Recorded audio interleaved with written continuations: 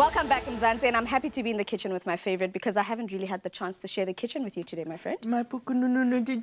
Oh, just what I love you, the pom-poms today, girl. I decided to go a bit of a chocolate queen today, and I wore my crown. And if you to South Africa are a chocolate lover, then this recipe is one you have to try.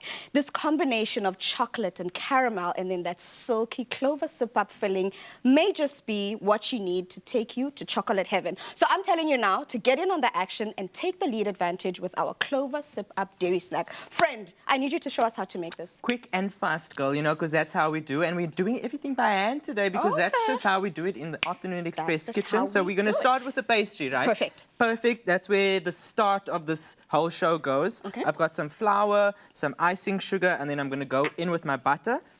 Okay. And then I'm going to take my promise ring off for a second, just a second. Promise ring. Okay, and then I'm going to work this into sort of like a breadcrumb texture. Okay. Okay, so we're just going to use our fingertips. Now, I usually have cold hands, and you know what they say to me? Cold hands, warm hearts. Okay, I just sort of cold hands means you can keep your chocolate chilled and, you know, in the same position for longer. I mean, I'm actually just getting ready with the filling because, you know, a chocolate tart, which is what we're about to make right now, has to always have a delicious filling. So we're making two different types of filling here because we're making somewhat like of a marbling type effect for our filling. And yes, we've chosen to use our clover sip-up choc chip flavor. And as you know, it comes in a range of different flavors. So we're going with choc chip today. We've started the caramel filling here, which in essence just has some chocolate, white melted chocolate, as well as some caramel sauce. And into our other bit of ganache or our melted chocolate, all I'm adding here is our clover sip-up choc chip flavor, keeping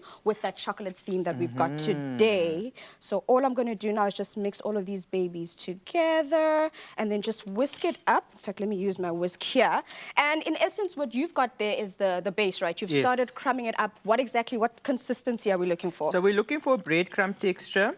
If it's a little bit more coarse, that's also fine because that will help with the pastry being nice and short and, you know, crumbly at the end. And what I like to do, Tooms, we are adding cocoa powder into this, but I like to work the butter in first before adding the cocoa powder just because it's going to get a bit messy. Yeah. So we're going to add our cocoa powder, okay, and then we're going to go in with 1 egg. And just a touch of cold water. Remember, with your pastry, you want to make sure that all your ingredients are cold. Okay, and then I'm just going to use a spatula to work that cocoa powder into this batter. And then you're going to line your pastry tin, as you've done already on your side. And it's as simple as that. I'm liking that, friend, because the fact that you can still see the specks of the different colors, this is what you want. You want it to still be crumbly, right? Yes, we're going a mix of chocolate and a bit of caramel, just like you and I, girl. And that's a match made in heaven. You know, chocolate and caramel really go well together. If you wanted to as well, you could sprinkle just some salt flakes on top of this, and that'll be, you know, literally all that you want. But what we've done is I've taken our clover sip-up mixture that we had here, that I mixed with some of our melted chocolate, as well as the caramel, and all I've done is I've plopped it in the middle here, and all I'm doing, using my little skewer, is I'm making some marbling effect using the actual skewer here, and this is what we're going for.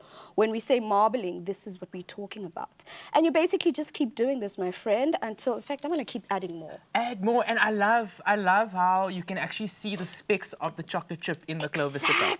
Exactly, and that's why I keep saying to anyone that wants to make a tart like this, all you need to do is be adventurous, all you need to do is be as excited as you possibly can, because these are great flavors working together. But my friend, how long does this go into?